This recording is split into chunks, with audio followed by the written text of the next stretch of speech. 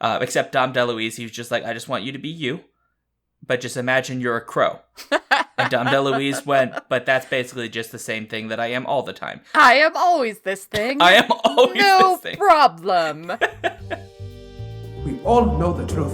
More connects us than separates us. But in times of crisis, the wise build bridges, while the foolish build barriers. You raise walls, I destroy them. Let's see who prevails. Just because something works doesn't mean that it cannot be improved. I say we take off and nuke the entire site from orbit. It's the only way to be sure. Allow my sword to join you in the fight against evil. The world needs us to chase dreams. We have to dedicate ourselves each and every single day to this fight because I can't do it alone. You, the people, have the power to create machines, the power to create happiness. You, the people, have the power to make this life free and beautiful, to make this life a wonderful adventure. Then in the name of democracy, let us all unite!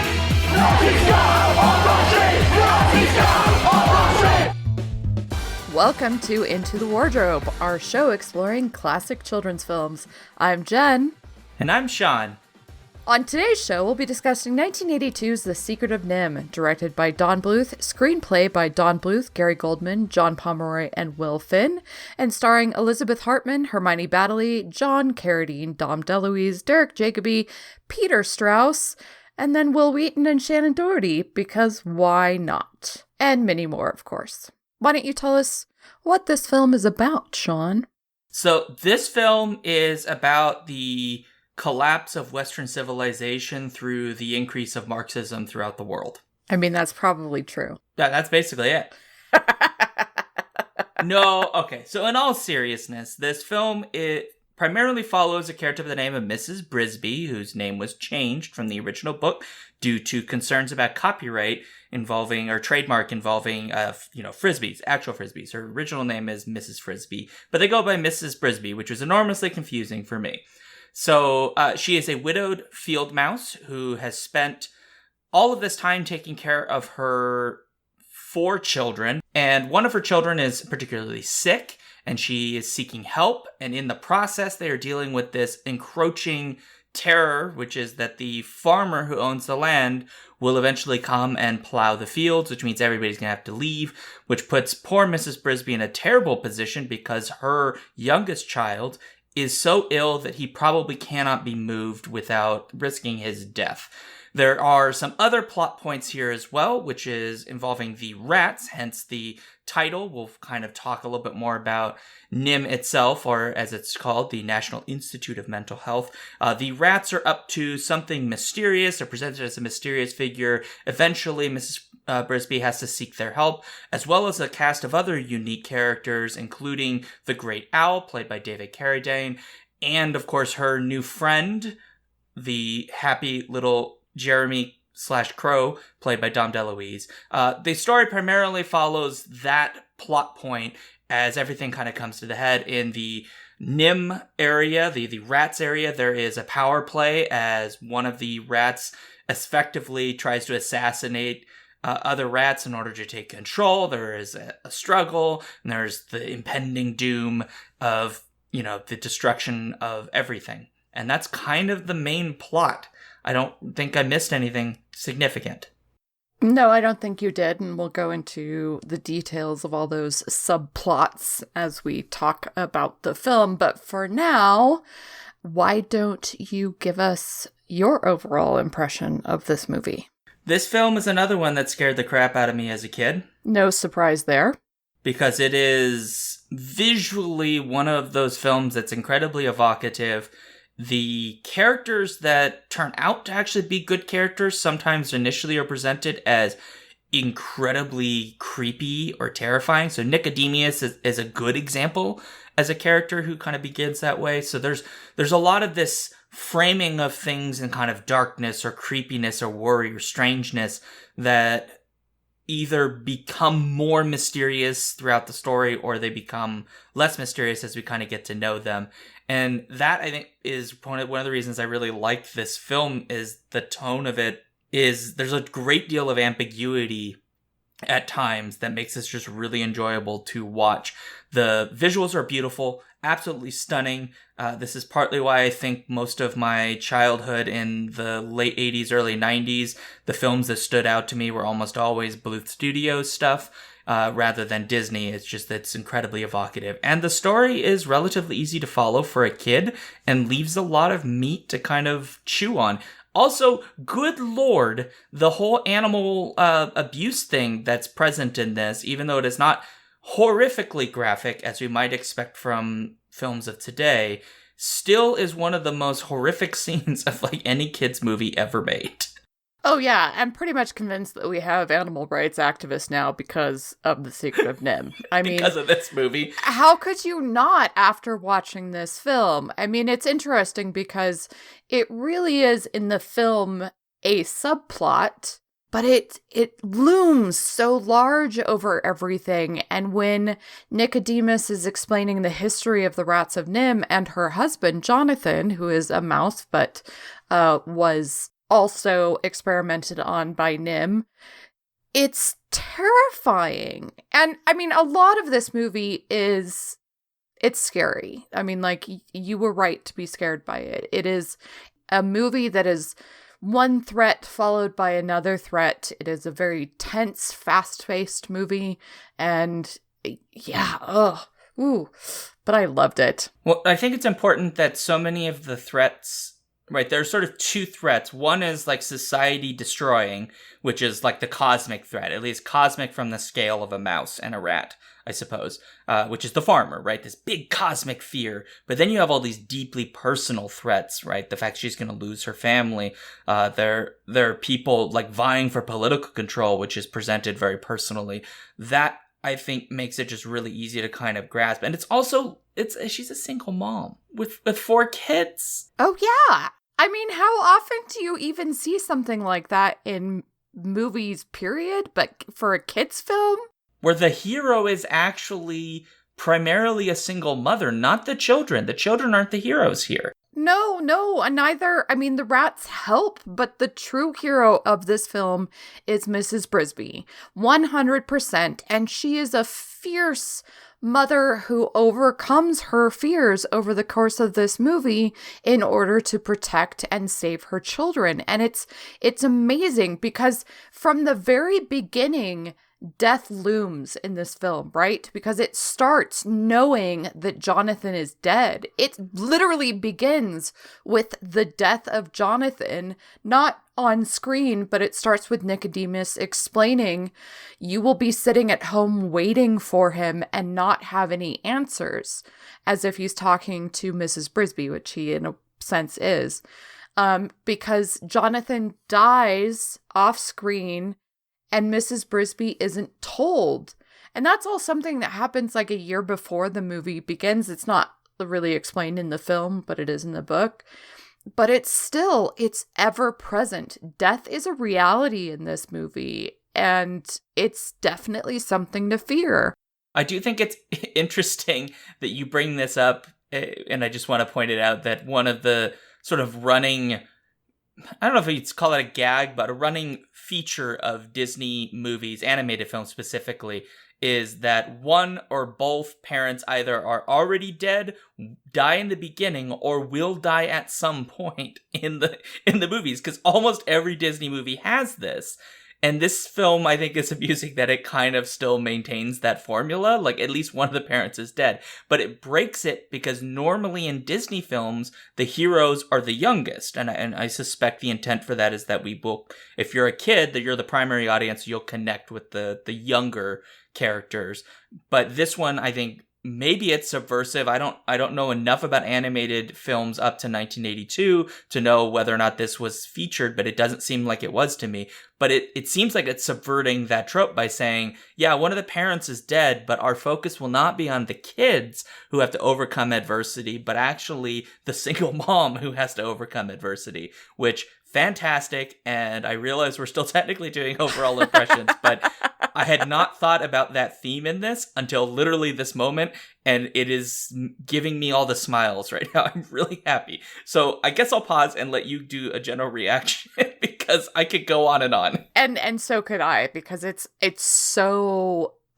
such an important facet of this movie. And think of the fact that, as you say, parents die in Disney films, but death is so rarely as present as it is in this one, even in those Disney films, except maybe in Lion King. But even then, like, he runs off so that he's not going to die. And you're like, you're fine. You ran off. There's no death in this anymore. In this one, it's ever present. And that's what makes it so powerful and so moving in so many ways. So I'm with you. Like, and we'll get to, obviously, contemporary audiences later, but when I was a kid, I had 3 favorite movies, right? And I've talked about this a lot, which was The Last Unicorn, The Never-Ending Story, and The Secret of NIMH. They all start with the. Interesting that. Is that just a thing? I don't know, but I'm very surprised by the films you picked, because I was almost certain that you were going to go for Caddyshack, Top Secret, and probably... I can't think of what the third would be, but probably, I don't know, 16 Airplane Candles or something. Was, Airplane? Yeah, right? Yeah. Yes, you know exactly what my favorite movies were. And those movies have things in common. And interestingly enough, they're all movies that I'm pretty sure you were terrified by as a child, correct? So, Last Unicorn, I actually had not seen until we did the podcast on it. Oh, that's right. But you would have been terrified as a child. And I know you were terrified. I don't think that one was as scary to me. The other 2 you mentioned, absolutely. Never-Ending Story, especially, as we talked about on the podcast when we covered it. It's still, actually, that movie still scares me. It's scary. I guarantee you would have been a little bit terrified by The Last Unicorn as a kid. Maybe. It's hard to know because I'm now 30s. But it's a dark movie in a lot of ways. I mean, think of the Harpy. The Harpy is one of the most terrifying things in film, period. Obviously, you have the Red Bull, also pretty scary, but there's other things that are just creepy and weird, like the boob tree, which now is comical relief. And even as a child, it's comical, but it's comical in a way that you're like, haha, that's the most terrifying thing I've ever seen, and I don't ever want to lean up against a tree again. But they're dark films that really examine life and death in different ways, right? And though The Secret of NIMH, as we'll talk about a little bit later, isn't like, it's not big on thematics as something like The Never-Ending Story and The Last Unicorn are, but I watched all of them at very similar times in my life, because obviously with this one, and we'll again talk about this later, this became more popular once it was released on video, and I saw all of these films on VHS, not in theaters. And so I think I was about 4, between 4 and 6 when I saw all of the films, and they have stuck with me my entire life and continue to be some of the most important children's films for me as an adult, because they do have these incredible heroes, gorgeous animation in the 2 that are animated for very different reasons. Obviously, The Last Unicorn is Rankin Bass. This one is Don Bluth Films, and he has such a, I don't know, it's an ethereal style. Like, there's scenes in this that, I mean, we just talked about Godzilla last night with Mothra, right? And those scenes where Mothra is just glowing with... Yes. And it's so stunningly beautiful. And that's what comes through in a lot of the cell animation in The Secret of NIMH. And it's gorgeous. And there's just so many details that utilize light in such beautiful ways. And yeah, I loved it. Like, I've loved it since I was a kid. And it's one of those films that makes me wonder why we've so diluted children's movies. Well, it's interesting you say that, because one of my reactions of watching this film, I think the moment that Mrs. Brisby, goes into the rat's rose bush for the first time, and she's walking through all these like crazy underground scenes, I think that was the moment when I realized just how much I had missed classic animation style. Oh, yeah. This film does do some experimentation with classic animation style, which I guess we'll briefly talk about, despite the fact that you and I are not at all animation experts at all. But this film really made me miss that stuff, because so much of the stuff that is animated today, it's done in computers, or either done with some sort of like a pad that they draw on and then it's animated in a computer, or it is done straight in a computer altogether. And I feel like you lose something. I want to call it like the rawness or something. There's just something about the way this film looks and the feeling of the animation that just really captivated me, that I don't always get with animated films today, because I guess it's because they feel too clean, if that makes sense. It sounds like a weird criticism, but no, I don't think it is a weird criticism at all, because there's something so rich about the animation in this. Well, I mean, not necessarily the animated portions, but when you're talking about the background and the paintings, they're stunning. They're literally stunning. And the use of color is, I mean, honestly, I'm not sure if there are really any other films that do as much with color and light as The Secret of NIMH does.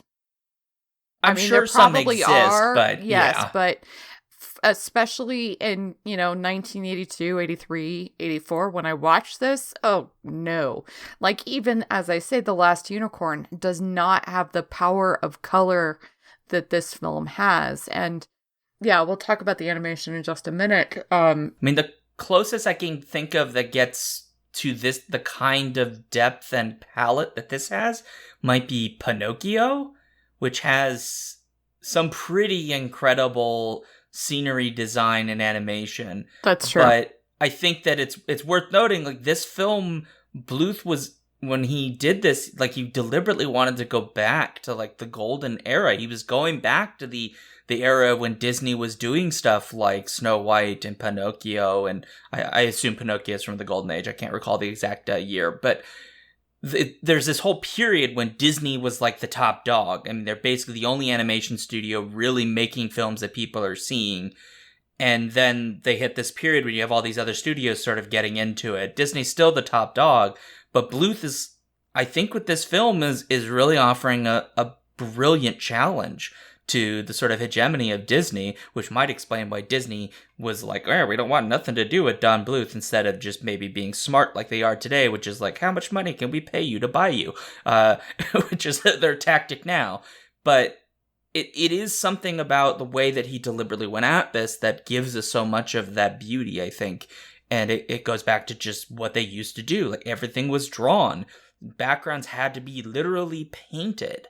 Right, all of this had to be done by hand, and it's a really lovely thing to see. And if you're not somebody who's ever really gotten into like classic animation, it's probably a really cool idea to go back and really think about how they did this. Right, this is, I mean, it's not like a regular film where you put some people in front of a camera. Everything had to be created from nothing, right? And that, to me, is, there's just something magical and beautiful about it, which I think is why Disney has been so powerful and continues to capture everybody, and why I think, for me, Don Bluth's films continue to capture me. Because almost all of those films, I mentioned this on podcast, but almost all of the films from Bluth Productions were films that still have an impact on me. I mean, An American Tail, which is one of my favorite kids' movies. I absolutely adore that film. It is a very good movie. Land Before Time. Yeah, Bluth Productions created some fantastic movies. They also created some total duds, and sure. I mean, as all animation studios have done, but they came about in a time when Disney was really struggling, and they tried to sort of capitalize on the struggle that Disney was going through and really finding its feet. And Disney would come back to be the powerhouse that it is again. But like in terms of animation studios that have profoundly had an effect, in my opinion, on animation as a whole, obviously Disney, clearly, Don Bluth Films, and then Ghibli Studios. Those are your three, and Ghibli Studios has done some of the same beautiful work that Don Bluth was doing in The Secret of NIMH. And, you know, that's probably why I love Ghibli as much as I do. Not only that, but they're dealing with sort of the powerful stories that Bluth was creating in things like The Secret of NIMH, which, you know, as much as I love Disney, it's the Disney, Disneyification of film, you know, where at least in terms of their animated films, some of their more recent offerings, you know, especially are a little bit, I don't want to say dumbed down, but you know, there was a darkness to Don Bluth films, and that is something that I continue to love. But let's move past all of that and sort of, I mean, we talked a little bit about the production itself, but let's get more into that a little bit more, because one of the things that I wanted to mention about the lighting is that apparently this had 46 distinct lighting scenes, which I encourage everybody to go watch this just to go like, ooh, that's one. Ooh, that's another one. The underwater scenes are some of the most beautiful you will ever watch. And they're only about 5 minutes of the film. Like, their creation of these individual beautiful moments that this is only an hour and 22 minutes, something like that. And in that, there's 46 distinct lighting schemes. I mean, think about that. That's one every, 3 minutes? It's a stunningly animated film. Period. Yeah, I want to note that they started because this is the first feature film that the Don Bluth Studios Productions had done. And they actually started this in Bluth's garage. Essentially, many people who produced the film had to mortgage their homes to pay for the actual production. So this was not like an effort of, you know, some studio that had a lot of backing going into making this production. They had basically nothing by comparison to a giant like Disney. And I just want to point out, like, even from a monetary price tag of how much studios were willing to pay. Like when they made this film, Don Bluth Productions got, you know, some sea legs, but people saw, oh, well, like he's actually got something going on. So he would get a little bit more money later on, but even still, he was getting half as much as Disney was and being told, we want you to make like the same quality. And I think in a lot of respects, this film's a great example of when they really get there.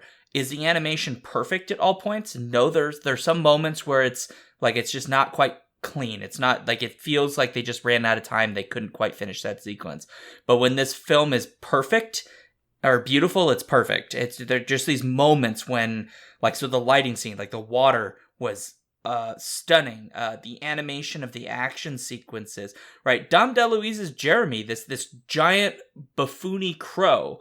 Right, he's sort of klutzy would be better, I guess, would be a better word. Yes. Because he's running around bumping into stuff and tripping him over himself and getting himself tied up in ropes and all of these kinds of things, right? But the animation for it, like, he feels so real as far as an animated character could feel. It doesn't feel cheap or weak or unfinished or like they didn't know what they were doing.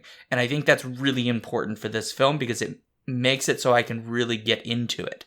Right, I forget that I'm watching effectively a cartoon. I'm watching these characters that are alive. Yeah, and I think a lot of that has to do with how they chose to create the homes of both Mrs. Brisby and the rats as well, because you can really, they feel lived in, right? Like there's sort of I mean, obviously this is a film that anthropomorphizes rats and mice and birds. As you do, but only to a certain extent, because Jeremy the Crow still looks like Jeremy a crow. Mrs. Brisby is still a tiny mouse that moves like a tiny mouse when she's doing certain things. The rats are probably the most anthropomorphized of them all. And then, obviously, the shrew, who... Can we all just say that the shrew is amazing and hilarious? Yeah. Right. But their homes, like when they're presenting the rats, there's this whole very rich sort of culture that's built into how the rats look. I mean, the fact that they decided to give them swords and these very sort of like medieval, feudalistic, sort of, feudal. It's almost like Spanish costuming, like medieval Spanish costuming, which is really fascinating to look at. And some of the background pieces that are from the book, but don't make it into the final story, but do make it into the scenery of the film, like the toy soldiers. There's no reason for the rats to have toy soldiers in the movie, and yet there they are. And part of that reason is because the reason that the rats in the book have as much technology as they do is because they stumble upon on their journey the truck of a wandering toy maker who has all of these tools that are almost rat-sized because he's a toy maker, and he has all these little machines and engines that they utilize in creating their home. But again, those are things that are like just pieces pulled from the story that are put into the background in a really beautiful way. They mention in the book that they're 3 feet under, and they're actually further under than that, under the rose bush. And so they created that wonderful elevator for it that's just like, oh my goodness. Like the technology that the rats are using in the film is just so much fun. Very clever. It's very clever. And, you know, it's all explained as, obviously, as that NIMH experimented on them and they learned and they're incredibly intelligent, and you get the piece that they're longer lived and all of those things. These are incredibly intelligent rats. Like, they can read. That is a big part of who they are. And there's the fight that's going on in the background as well, which is this fight between Nicodemus and Jenner, or rather Jenner and his followers and Nicodemus and his followers. Nicodemus is leaving because of the threat of NIMH finding them, right? And also because the rats don't want to steal anymore. And you get one line about that in the book, or in the movie, but it somehow still takes on this prominence within the story. Like, you understand that the rats are stealing, and that's not something that they want to do. So they have to, like, find another way. Jenner wants to stay because he's like, why should we leave? We have everything that we need here. And so he's a much less threatening figure in the book, but here he takes on this incredibly villainous prominence that is just so delightful. Jenner's just, he chews scenery. Yeah. More than most villains do on screen in live action movies.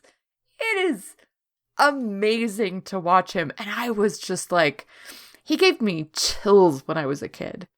But there's just so much richness to what they were able to put in just the tiny details of their animation that, like, as a kid, you notice just enough to know that there's a whole world just beyond your reach, right?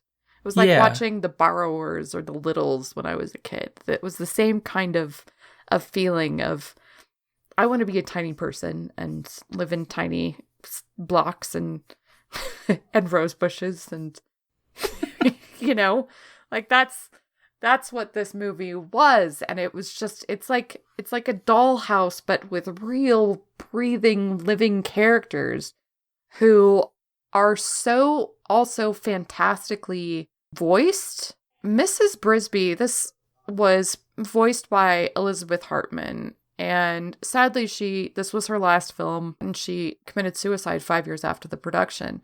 But she was one of the strongest aspects of this movie. Like, her gasps and her little noises of fear and determination and all of those things were incredible. I think overall, I mean, a lot of what you're talking about is the voice acting in general. And, you know, I know one of the criticisms of the film at the time was that Dom DeLuise just sounds like Dom DeLuise, which isn't so much a criticism as just a statement of fact. Right? I'm like, because Dom that's DeLuise a problem? just sounds like Dom DeLuise, right? He doesn't do anything else. He is just himself, which I can appreciate. But I feel Dom DeLuise, really works there. He brings a childish wonder and joy in the antics that his character kind of goes through in the performance. But all the other characters provide really remarkable performances. You're right that Elizabeth Hartman does really quite a lot here as a voice actor, right? The amount of things that are just vocalizations that aren't actual words are important. And that's true of other actors in this that have fairly prominent roles, right? Dom DeLuise does some of that. He does lots of laughing too, which is amusing to hear. And you have other really pretty strong performances from people like Derek Jacobi, or Will Wheaton even does pretty all right. He does for Little Martin. Yep, Little Martin. And you know, this is well before his Star Trek days, I think, because he still had a few years to go. Yeah, this was prior to him even doing Stand By Me? Stand By Me. Think of the shrew. Hermione Baddeley is just incredible as the shrew. Like, her Mrs. Brisby! And you're like, oh my God, you're amazing! How do you even do that? It's very clear that it seems clear that from a script perspective, they gave them, like, here are the words that we want you to say, but then, like, here's what's happening. And I want you to act this out as though you were really there. And so the characters... You just described voice acting. Well, no, I mean...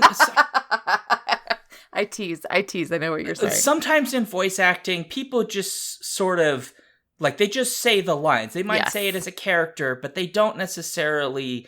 Inhabit that action, the action that's happening, right? So, you know, when Hermione Baddeley as Auntie Shrew, right, she's not just going, you know, like Mrs. Brisby, right, and doing all of that stuff, right? There's all of these vocalizations that are happening with her when she's walking and she's falling and she's tumbling and she's walking around with a little cane, and like there's effort, and it feels like there's a person there really like trudging up and down the stairs, and there's... Think about the two of them on the tractor when they're stopping the tractor from working. Yes. I mean, that's an incredible, tense, terrifying scene.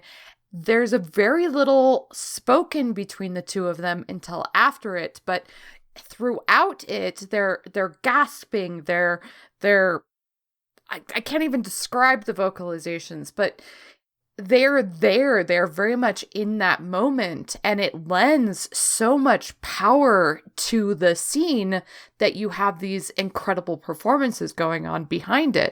It's a reminder to me that the institutions of cinema have for too long not taken seriously the work of people who are not physically on the screen. And this extends not just to voice actors who I think just need more recognition for the work they do, but now to the sort of like advanced form of voice acting, which is mocap, right? Motion capture, which has people literally acting. We're just putting a thing over them, like an imaginary character over them.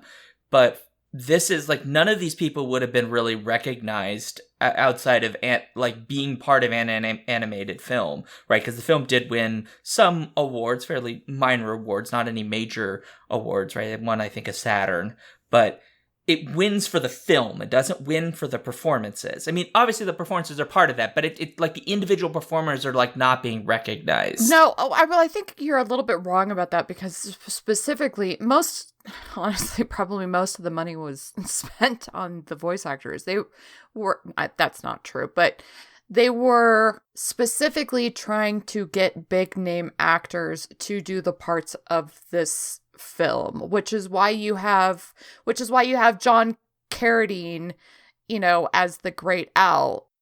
I'm not talking the production. I'm talking that after the film's produced, that cinema culture does not take seriously what they actually have done. That's true. I'm just saying that these voice actors would have been very well recognized when the film came out. Maybe not so much now, but definitely back then. A lot of these actors were coming off of big roles But they would have been recognized for their live action roles. They would not have been receiving award nominations for their voice acting. That's what I'm saying, is that when you actually really pay attention to this film and the amount of activity the voice actors are doing that you can hear in the vocalizations and the actual dialogue, the amount that they add in character, right? Yes. It's an oversight that they're not being taken seriously as voice actors, except by the people who make these films, right? Because presumably Bluth was like, I want like cool people and that can do actual voices and stuff. Except Dom DeLuise, he was just like, I just want you to be you, but just imagine you're a crow. And Dom DeLuise went, but that's basically just the same thing that I am all the time. I am always this thing. I am always this thing. No problem. And then he would go on to voice a character in basically every single Don Bluth film till the end of Don Bluth films. I know. I mean, maybe not that many, but close to it. And, close enough. And now I love his children. So, he's had a lasting effect on my life. And he's delightful. He really is delightful. He's given a much bigger role in the film than in the book. And in a sense, a lot of the characters are given bigger roles in the film than in the book, even though the book is very much about Mrs. Brisby, and so is the book is about Mrs. Frisbee, and the movie is about Mrs. Brisby. But Justin even takes on this much more dashing, heroic role in the movie, and he's just amazing, which, is why I'm madly in love with him. And yeah. Radihumans or Humats? Which one? I'm not going to make that decision right now. But needless to say, Justin was my first crush. Like 100% my first crush. He's a rat, Jen. It doesn't matter. It doesn't matter at all. He's also Peter Strauss, who is incredibly handsome.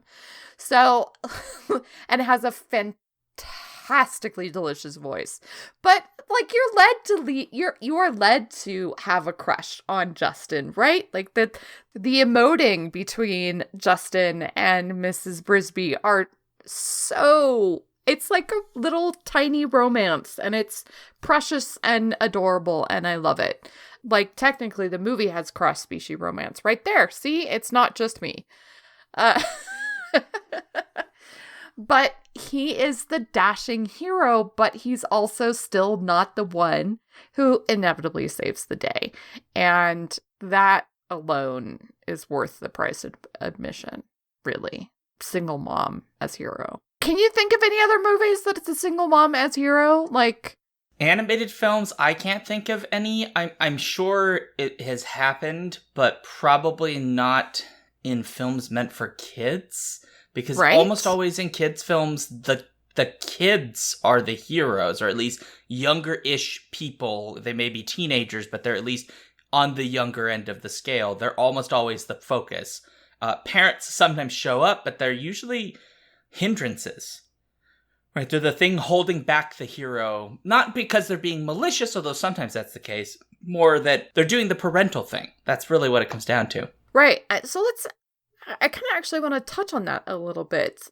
How does that make this film so different from so many other animated films?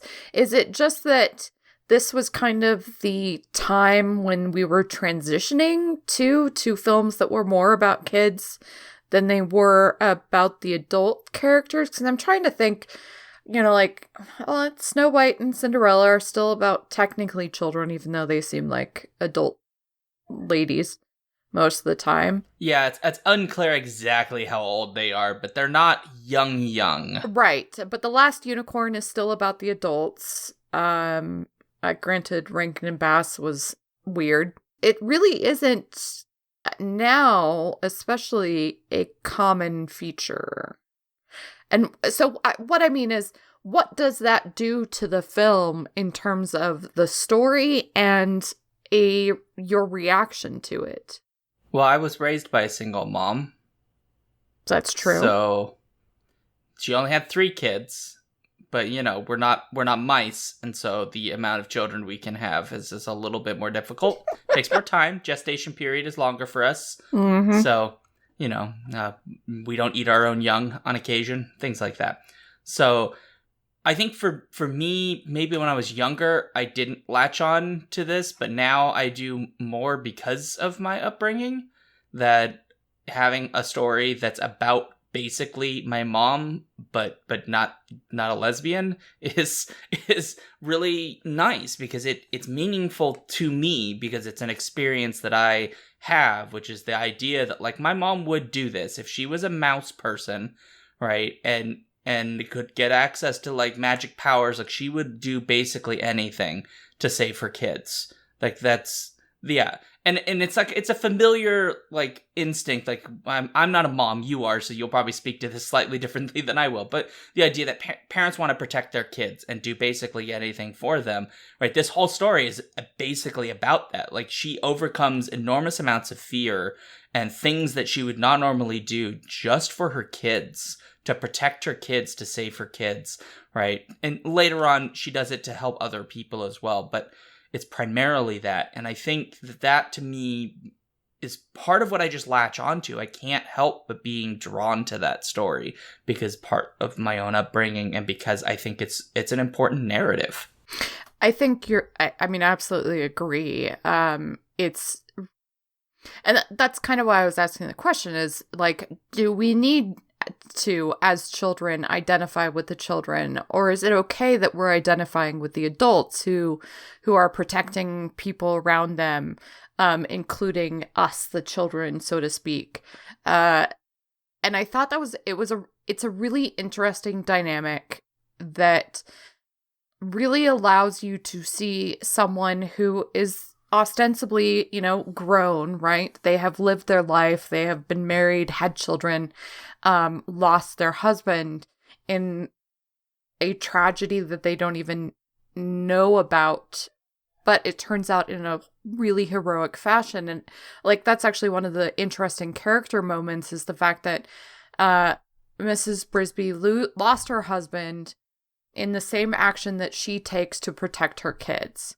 He was doing it to help the rats of NIMH, and she is, yes, doing it to help the rats of NIMH, but primarily just so that they can help her kids, right? And all of that is just watching her overcome her fear of all these different situations, like, repeatedly. Like, it's really fascinating because her animation and her voice acting creates the image of a fearful mouse, right? Don't they say things like scared as a mouse? No, that's scaredy cat, but the cat in this is actually terrifying. Dragon. Dragon is his name. Ooh, scariest cat in the history of cats. But I mean, she's a terrified tiny little field mouse. Except all of her actions actually betray that impression from the very beginning. Like, you don't, right after we find out about her husband from Nicodemus, we see her going to find Mr. Aegis in this terrifying, like, what is that machine called? Thresher, I think. No, it's not a thresher. It's something. It's the thing that, turns. I think it is a thresher. It takes grain and it throws out the chaff.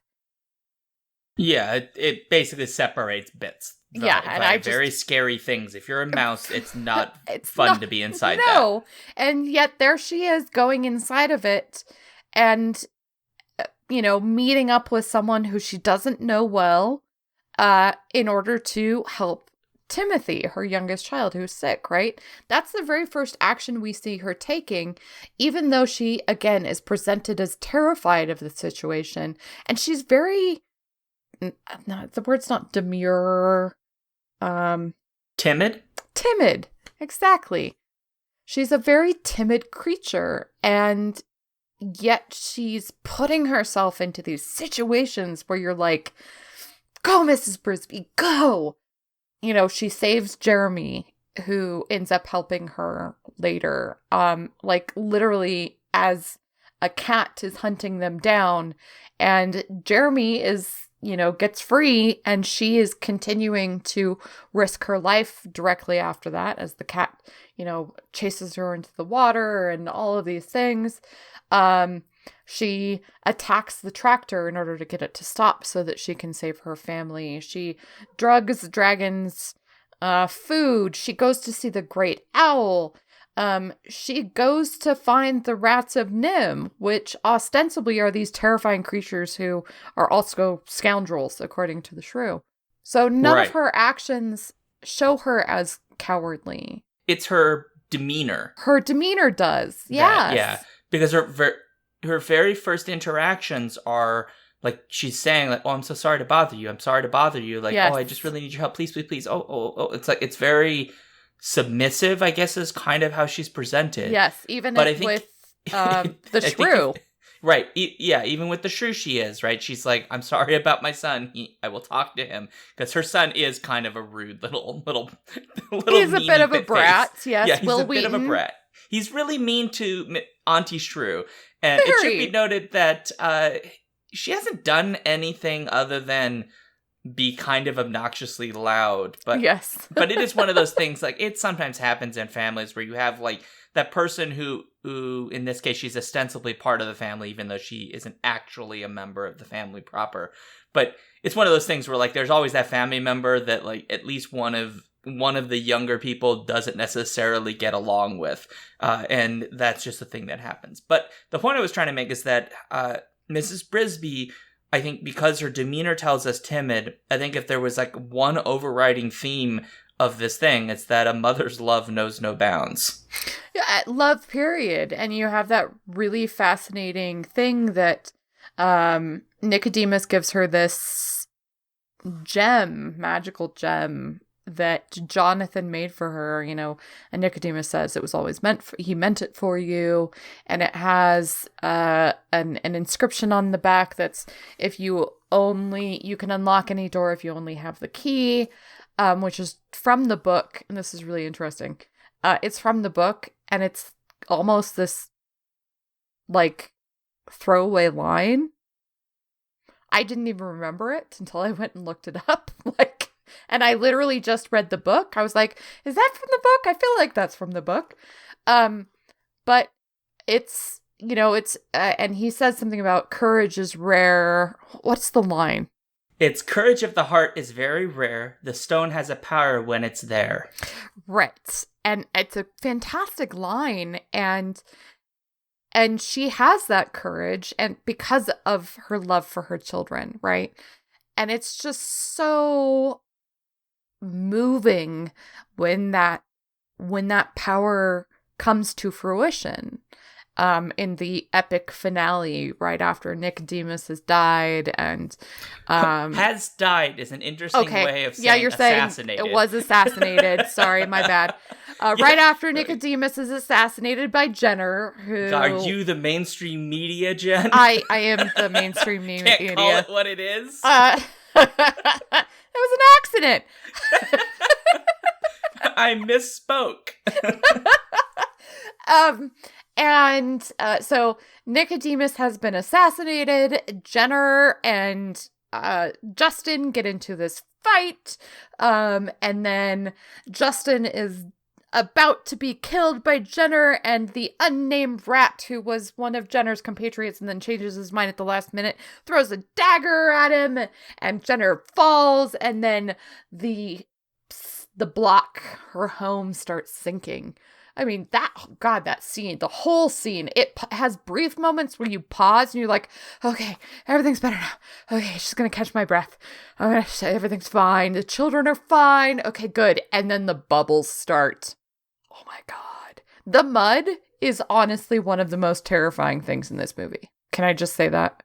As long as you will recognize that the rat that you said is unnamed, in fact, has a name. He does have a name, but he's not named in the movie, and his name is Sullivan. It's Sullivan, played by Aldo Ray.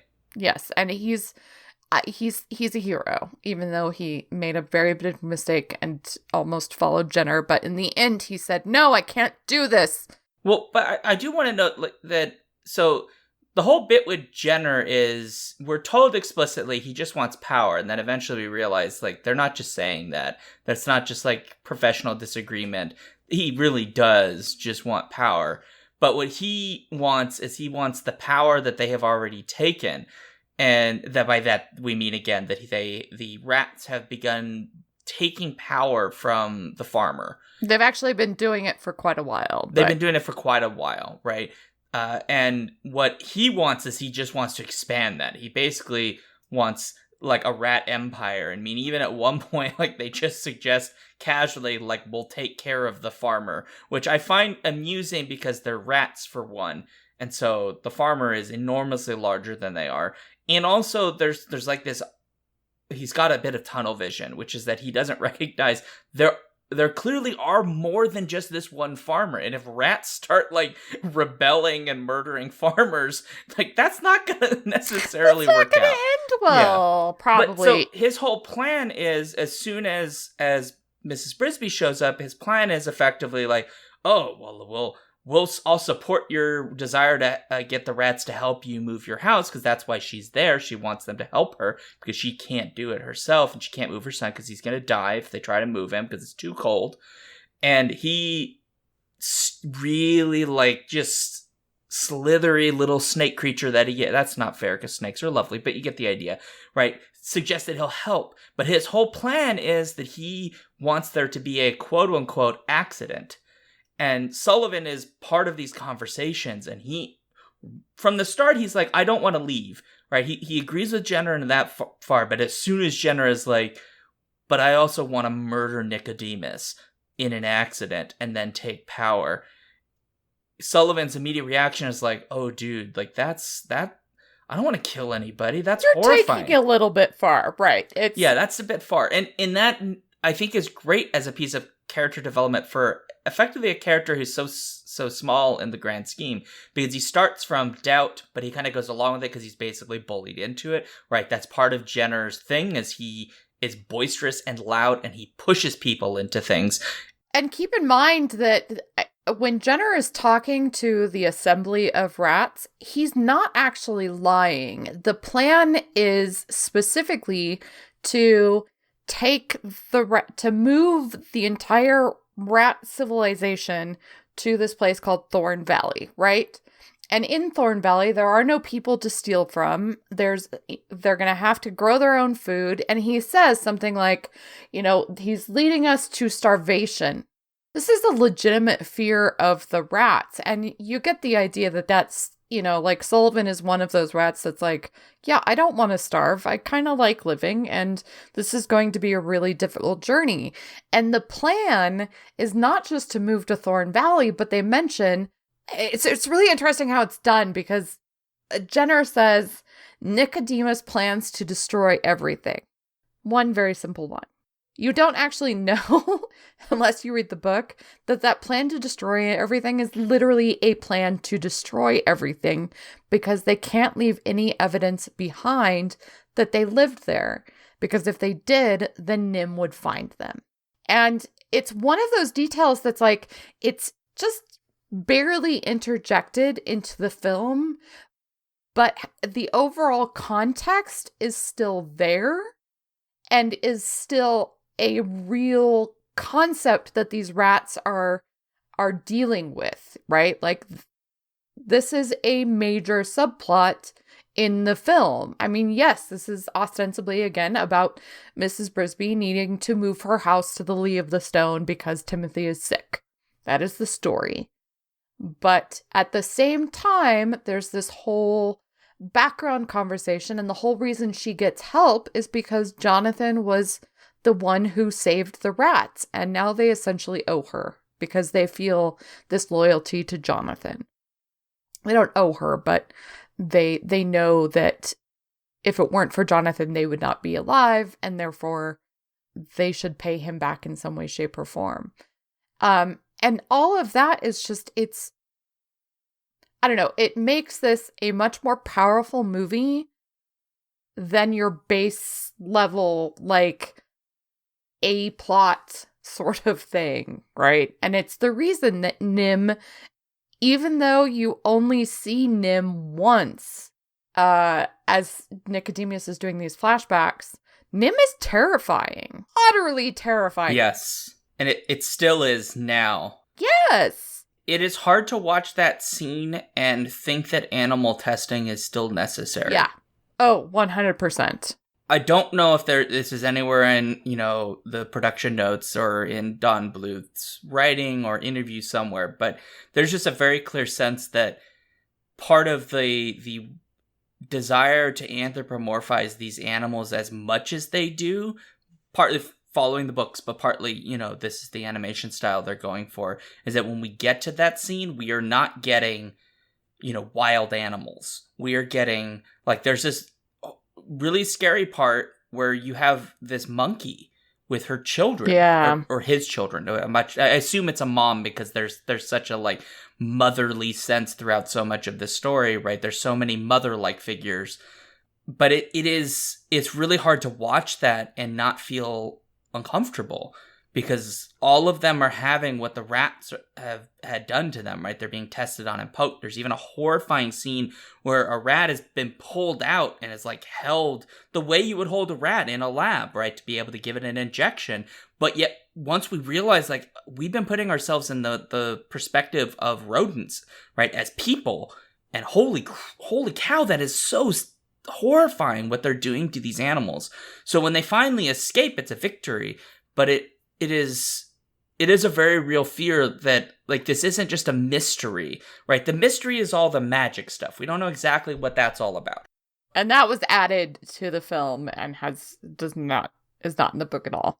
Yeah, and I think it's fine here because it adds a certain degree of wonder.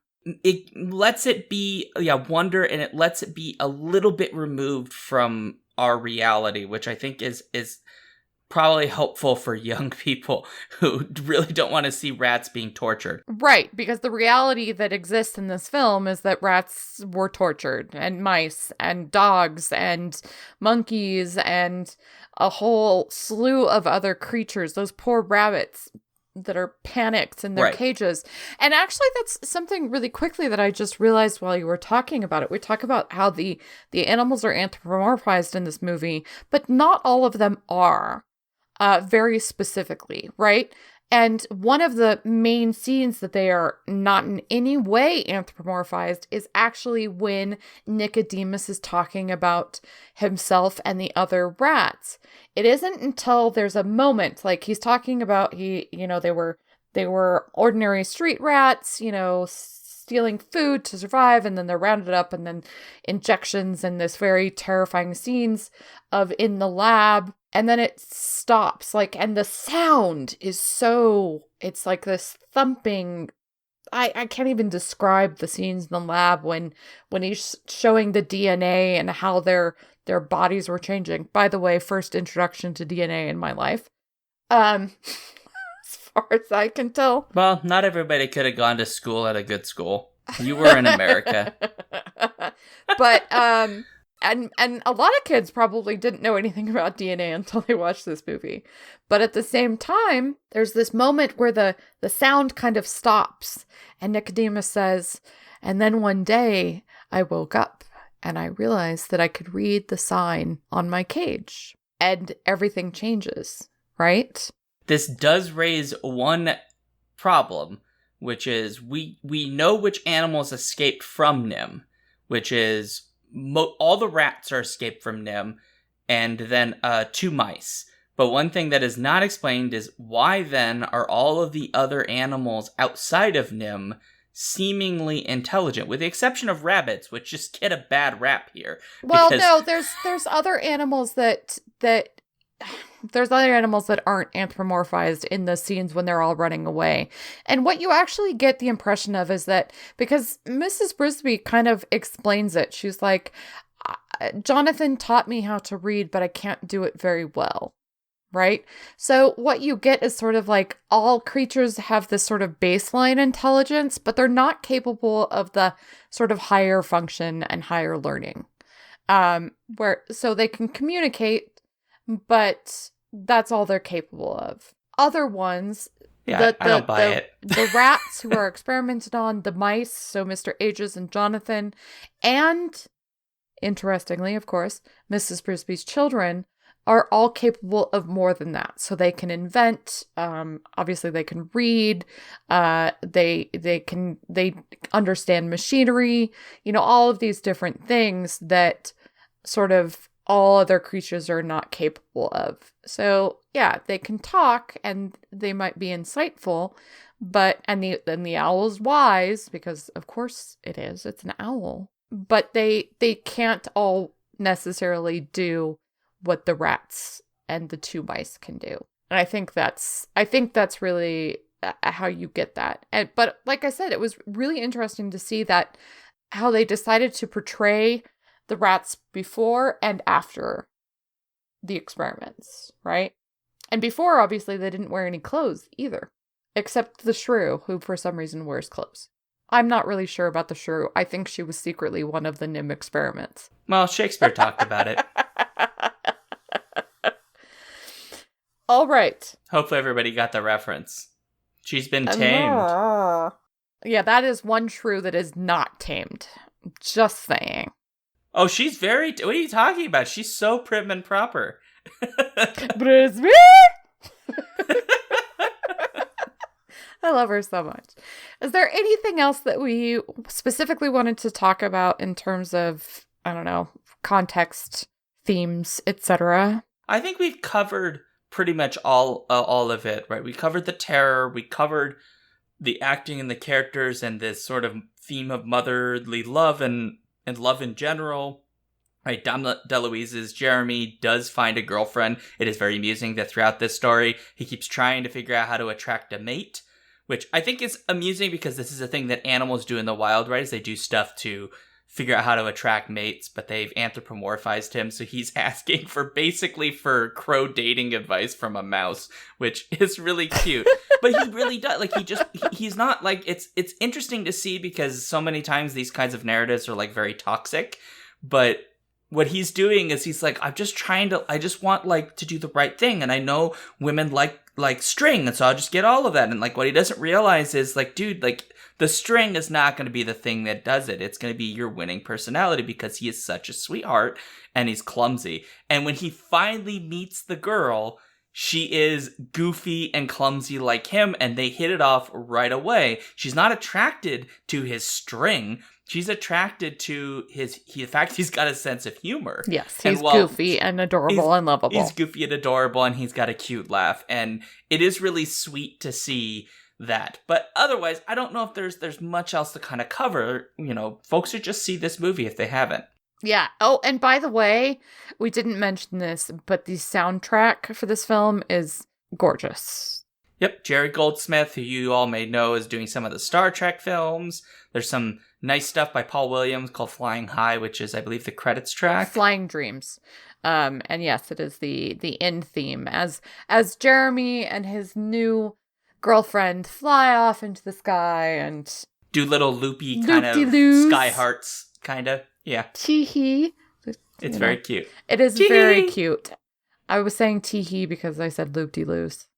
Get it? Oh, no puns. Go away. Okay, well, this leads us to the question. Yes, which the is, question. Will this work for contemporary audiences? And if we have any other final thoughts. And we're kind of mid-final thought, but I think there's an obvious answer to this question, at least for me, which is, yeah, it should work for contemporary audiences for the same reason any animated film will. It may be too scary for really young kids. But that's just me because this film scared the bejesus out of me because it does have some darkness to it. But keep in mind, pretty much everything I love from childhood scared the bejesus out of me. So this is going to be like a running theme. But I think that kids will still enjoy it because there's enough of the sort of comedic relief to kind of pull some of the darkness away. I think the darkness is wonderful as a way of creating tension. So I think younger people of today should still like it. I think adults will love this and should love this to the same degree that they would have as kids, unless they have taken out their hearts and sold it. But yeah, I think this works. I think it is as good as it was then, probably better now because I'm an adult and I kind of see things a little bit differently and I have a different way of looking. But what do you think, Jen? I have the same answer that I always have, is that clearly the movies that I loved as a child, I made my children watch, and they love them too. But more specifically, as I said, this is an hour and 22-minute film. It is filled with so many action sequences. It is very fast-paced. The tension is broken up by the moments of comedic relief from Jeremy the Crow doing hilariously klutzy things, across the different scenes. He trips over dragon. He tries to fly in the sky with a string on his feet. He does all of these great little moments that in between the scenes of action and tension and darkness, like when she meets the great owl, for instance. Whew, scary. The very next scene is him, in disguise as a piece of laundry, tromping across the garden. And it's adorable. But because of that fast pace, I think any kid today would enjoy it, because you really are quickly swept along into the storyline. There's enough of the kids that kids are going to identify with the kids, but again, it's very easy to identify with Mrs. Brisby. She's a fantastic character. It's very easy to see the dashing hero in Justin. And you're going to respect Nicodemus, even though he's this weird magician background character who literally can float his staff around and, make moving pictures and stuff. At the same time, I think I've expressed my opinion pretty often on Into the Wardrobe that I think most people protect their children too much from the potentially scary things in life. And that includes in animated features. I saw this when I was 5, literally. And yes, it is a little bit scary, but I do not think it is too scary. Because of those great moments of comedy that break up the fearful parts. Yes, the kids are going to be worried for the characters, but not in such a way that most of them are totally going to lose it unless you're raising them wrong, frankly. But that's my scathing parenting advice for people out there. That is probably an unpopular opinion. So yes, it continues to be beautiful animation. The soundtrack is beautiful. The voice acting is incredible. There is not a single piece of this film that doesn't work that I can think of. And if a contemporary audience doesn't love a perfect film, then I don't know what they're going to love. And I guess that's it. Yeah, there's really not much for us to really cover other than that. Yeah. Except we probably have to say what our next film will be. Are you excited? And this is your fault because this is one of the films my grandmother introduced me to, so you better be prepared for the feels. I feel like most of the films that we watch, if it's not new to you entirely, then your grandmother did introduce you to it because she had incredible taste in movies. Clearly. Well, true. But what is the film, Jen? Come on. So our next film is going to be the wonderful Roald Dahl adaptation of the Ian Fleming book, Chitty Chitty Bang Bang. Chitty chitty bang bang, chitty chitty bang bang, chitty chitty bang bang, I love you. Toot sweet, toot sweet, toot sweet.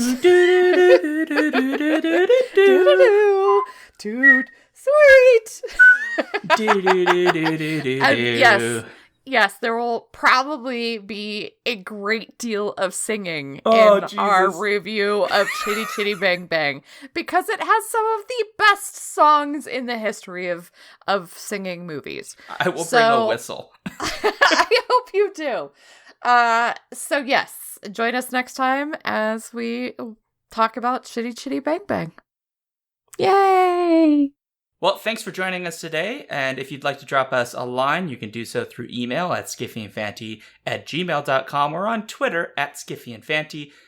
Don't forget we have awesome book reviews at skiffyandfanty.com. We've got booktube videos at youtube.com/skiffyandfanty. You can also sign up for our newsletter so you don't miss anything at skiffyandfanty/newsletter, skiffyandfanty.com/newsletter. And obviously, if you love what we do, you can support us at patreon.com/skiffyandfanty. Yay! And on that note, awkward ending and scene.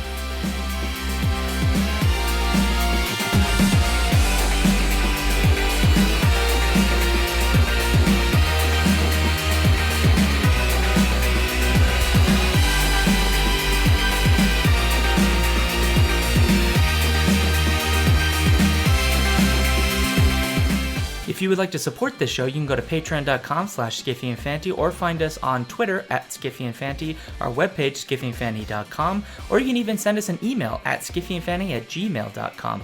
The intro music for this podcast was taken from Rock Thing by Creo. You can find out more about their music on freemusicarchive.org.